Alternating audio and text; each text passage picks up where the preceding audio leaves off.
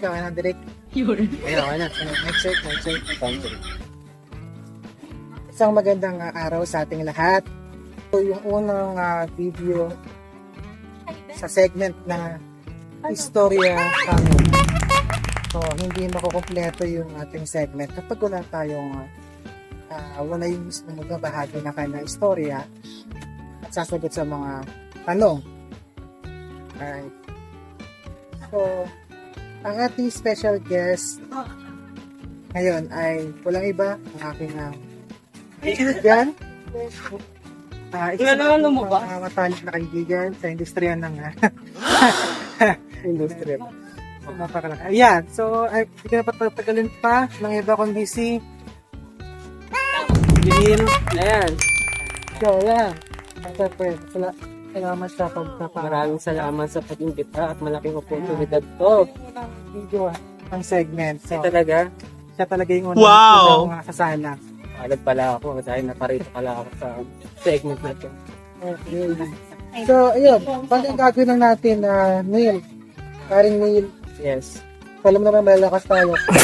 Impromptu lang tayo. Impromptu. Tayo pinagyan naman scripted. So, impromptu dahil naman. Ayun. So, ang gagawin lang ay mag-share ka lang ng anything na story mo. Patungkol sa'yo, sa family mo na makakapag-encourage sa at iba pang mga malakas sa tao. Wow. Meron tayong mga katanungan. So, i-prompt ko lang din yung mga katanungan. Gumula lang yan sa kwento, sa story mo na babahagi. Okay. Ready na. So, ready ka na? Okay, ready na. So, ayan, bago ko muna simulan ng aking istorya, ako muna si Jamil Ortiz, sa mga hindi nakakilala. Ay kasalukuyan akong nagtatrabaho bilang isang guro sa isang pribadong paaralan sa Marilao, Bulacan.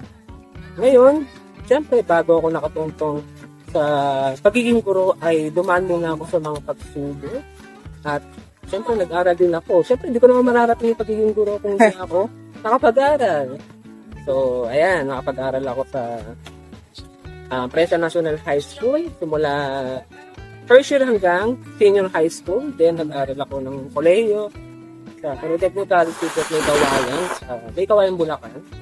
At doon na rin ako napagtapos bilang isang Bachelor of Secondary Education, major in Social Studies o in short, Araling Panlipunan. So, nung nakapagtapos ako, hindi muna ako pumunta sa pagiging guro dahil unang-una, siguro dulot na rin ng COVID. Pagod kasi ako. Talagang nakaramdam ako ng exhausted. Talagang pagod na pagod yung isipan ko. Finally, pagod ako. So, napag-desisyonan ko during that time na hindi muna ako pagtuloy sa pagiging guro kasi pagod ako. Ayun, nag-iba ako ng trabaho. So, ang pinasok ko is barista sa isang coffee shop sa may SM Marilao. So, Serenity, yan. Shout out to Serenity, miss ko na kayo. Yan. So, naging barista ako doon for more than 7 months. 7 months din. Kaya marami naman ako natutunan.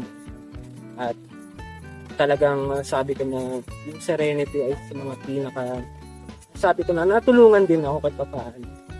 Kahit na hindi ako nagtagal doon sa mismong trabaho na yun. Ayun, habang trabaho ako sa Serenity, naisip ko na kumbaga hanggang dito lang ba ako sa trabaho na to, hanggang dito lang ba ako bilang isang barista. Hindi ko sa minamalit yung mga barista o yung trabahong barista. Kumbaga siyempre iba pa rin yung tinapos mo education, ibig sabihin naging guro ka sa iyo naharap. So ayun, napagtanto ko na habang tumatagal ako sa trabaho sa Serenity bilang barista, pag-isip-isip ko na hanggang dito lang ba talaga ako. So parang nakikita ko kasi mga classmate ko, kayo. Nakikita ko kayo, dumadalo kayo sa trabaho ko para lang makita ako na naka-uniform kayo bilang isang guro. So parang pumapasok sa isipan ko na may paano inggit, kumbaga. Or na pag-iinayang bakit hindi pinapatuloy. So, ayun, habang tumatagal, napagtanto ko na, ayun, mas lalo akong lumalapit sa teaching, pagtuturo. Kasi nga, nakikita ko kayo, kaibigan ko kayo. Siyempre, yung mga kaibigan din ako, nalabas sa akin. Nakikita ko na guro na sila, magtutuloy na sila sa public school. So, ayun,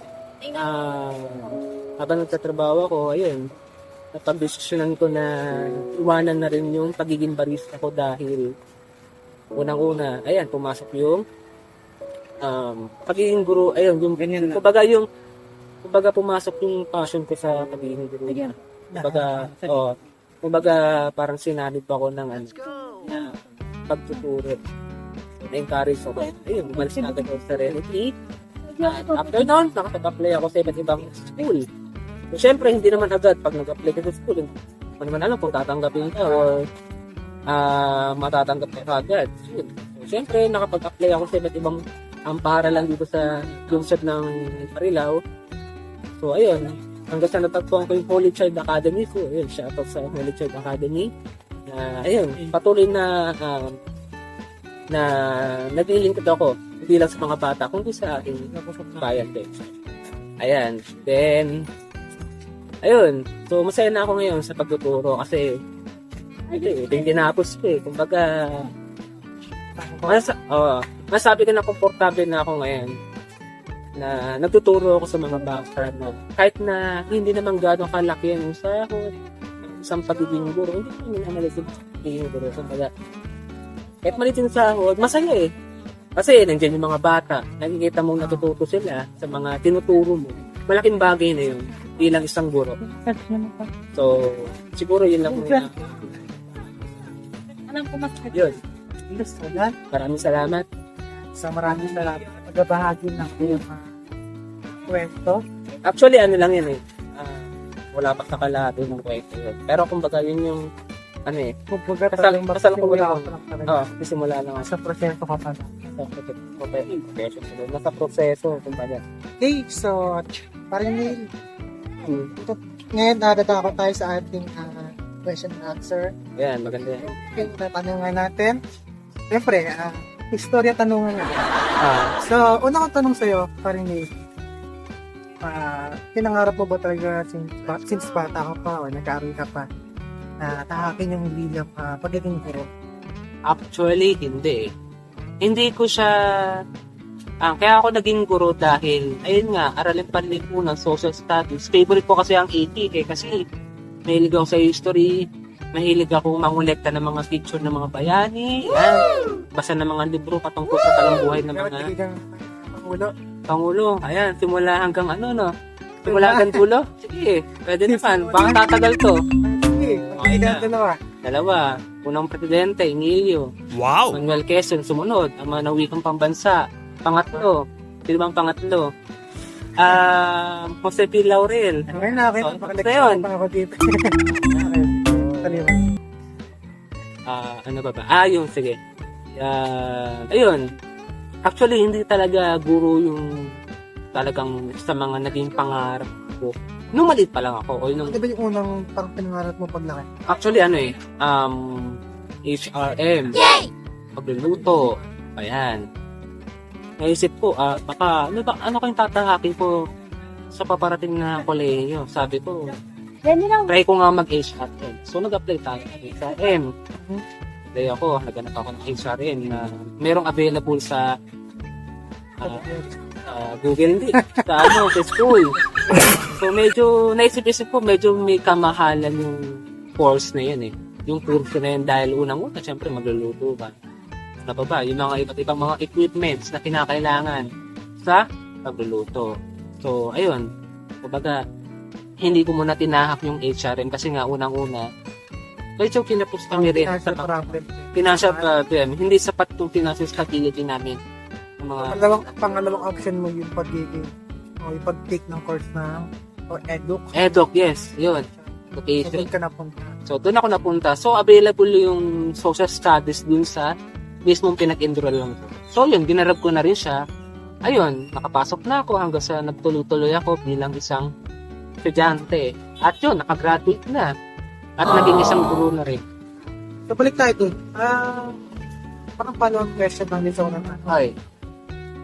So, option lang yung pagiging guro or yung pag-take mo ng course o pagpili ng course na education. So, kapag nandun ka na sa proseso, no, siyempre, nag-enroll ka na, pumasok ka sa paaralan para i-take yung course ng social studies. Tama. Ayun. So, kailan mo na-feel na parang, para dito ako sa teaching? Yung ka-teaching. Siyempre, nung nag-aaral na ako, nung kolehiyo. Nung nag-aaral ako ng kolehiyo, siyempre, nung nandun ka na sa huling yugto ng kolehiyo, which is yung fourth year college. Siyempre, yun, dito ko naramdaman yung, kaya ko palang maging guro. Kaya ko palang humandle ng mga bata na kung saan tuturuan ko sila ng buting asal. Hindi lang mabuting asal, at yung tamang edukasyon o yung kalidad ng edukasyon. So yun, doon ko na pagtanto na gusto ko yung pagtuturo. Pero naputol nga yun kasi nga napagod ako. Di ko rin na inaasahan na ganun pala yung may bibigay ng pagod. O ganun pala may bibigay ng pagtuturo. Mali. Doon pala may bibigay. Ayun, kumbaga yung pagod, doon magsisimula eh. Siyempre, as a teacher, doon talaga makakaramdam pa ng pagod, exhausted, talagang. As in, grabe pagod. Siyempre, hindi lang sa paperwork, kundi sa mga bata rin. So, naputol yun. Then, parang nagpahinga lang ako eh. Pahinga ako, tapos nanumbalik yung pagiging guro. Ibig sabihin, kung thinking na nakapag-OJT ka nga eh, nakapagturo ka sa mga bata, so tapos puputulin mo lang. So parang napag-isip-isip ko na, yun, parang, kaya nga di rin ako tumagal sa pagiging barista eh. Kasi nga, bumalik yung pagtuturo, bumalik yung kagustuhan ko na magturo sa mga bata. So, yun, parang siyempre, hindi mo kaagad mararamdaman na parang gusto mo bumalik na lang dito sa teaching. No? Gamitin yung napag-aralan mo. Sino yung mga instrumento o yung mga bagay na nakatulong para piliin mo? Nauna yung, siyempre, si Lord.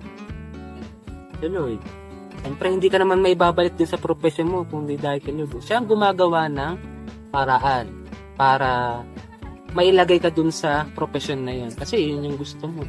Kaya ako talaga, kumbaga parang binigyan ako ng sign ni Lord na, Neil, bumalik ka sa teaching. Kasi, una, yan yung tinapos mo. Unang, pangalawa, alam kong kaya mo yan. Kaya, pagpatuloy mo yan. Siyempre, unang na sa Lord ka. Pangalawa, kayo rin, mga kaibigan ko. Siyempre, nakikita ko kayo, tumadalo kayo sa yan, pag-advance si Bern. Ayan, siyempre, unang-una, nandito ka na eh. Si Kamar, ito, kung makikilala si Kamar, ayan. Guro rin siya sa pribadong paano. Sino pa? Si Jendrick. Si Paring Jendrick. Ayan, si Paring Jendrick, shout out kay Paring Jendrick. Ayan, so, Amen, ganun din, same lang din kay Amen. KJ, ayan, yeah. And, shout out ko na rin si Moises. Kahit na hindi siya guro eh. Kumbaga, kaibigan pa rin natin siya eh. Sumasama rin yun sa inyo para dalawin ako dun sa Serenity. Yun, nakikita ko kayo na talagang naka-uniforme kayo. Iba yung profession nyo eh. Si Moses, iba rin yung profession nyo eh. Yung nakapasok ko na sa school, no? Itong school na tatrabuhan. Anong pakiramdam na nandito ka na? Masaya. Masaya, syempre gusto mo yun eh. Gusto mo yung profession mo eh. Yun yung tinapos mo eh. Syempre masaya ka. Bakit? Bakit ka nga ba masaya? Kasi yun yung tinapos mo eh. Tinapos mo. Tsaka, yun yung nararamdaman ng puso mo eh. Kumbaga, trabaho eh, profession eh. Kumbaga, hindi lang naman kagustuhan yung profession, kundi nasa puso rin naman. So, yun yung parang naging daan para magtuloy ako sa pagtuturo. Ayun. So, ngayon, no? Patuloy ka pa rin nagtuturo. Oo. Patuloy hanggang na tumatagal ako. So, ayan. So, pagdating sa family mo, masaya naman sila na ito, na pagpatuloy mo kung ano yung tinapos mo. Oo, siyempre, proud. Kahit na alam naman natin na maraming problema sa buhay, still proud pa rin naman sila mama, sila papa, mga kapatid ko na ganito yung tinakong landas, which is yung pagtuturo. So, wala naman silang reklamo about it. Masaya naman sila. So, yun, no? Congratulate kita, Neil. Dahil nakakita naman yung tinapos mo. Hindi makasayang. So, Neil, anything na may bibigay mo encouragement para sa kanila? Encouragement sa mga kabataan na nag-aaral. Mga nag-aaral ngayon. Ayan, so, ayan. Sa mga kabataan na nag-aaral, patuloy na lumalaban. So, kahit na mahirap yung buhay, pagpatuloy. Sa Ebel, si ML o COD. Nako. Ano, kapag yung email, may tatabi naman natin. Kasi anytime yan mo, pwede tayo mag-plan. Pero yung pag-aaral, once in a lifetime lang yan. Yaman. Kapag yun yung yaman natin. Ang mga payo ko sa mga bata, kahit na mahirap yung buhay, kahit na medyo wala pa masyadong baon, or kahit meron ka naman konting baon, pagpatuloy nila yung pag-aaral. Hindi po hadlang yung kahirapan sa pag-aaral. Unang-una, lahat tayo binigyan tayo ng pagkakataon na makapag-aral. Kasi nga, ang Pilipinas ay merong free education yan. Kahit saan tayo magpuntang public school, pwede po tayo makapag-aral ng libre. So, masalamat tayo kasi nakapag-aral tayo. Pero tayong libreng pag-aaral. Sulitin natin yon. Then, mag-aaral lang kayo mabuti kasi yun yung tanging yaman na may bibigay sa mga magulang. Pag-aaral. Yung, kumbaga yun yung may pagmamalaki ninyo sa mga magulang ninyo. Hindi lang sa mga magulang, kundi sa sarili nyo rin. Kasi yaman nyo rin yun eh. Siyempre, kapag nakapagtapos ka, possible na makakuha ka ng magandang trabaho. Makakuha ka ng magandang trabaho na makakatulong sa sarili mo. Hindi lang sa sarili mo, kundi sa pamilya mo. The near future. So, napaka-importante makapag-aral kayo ng buti. Ayan.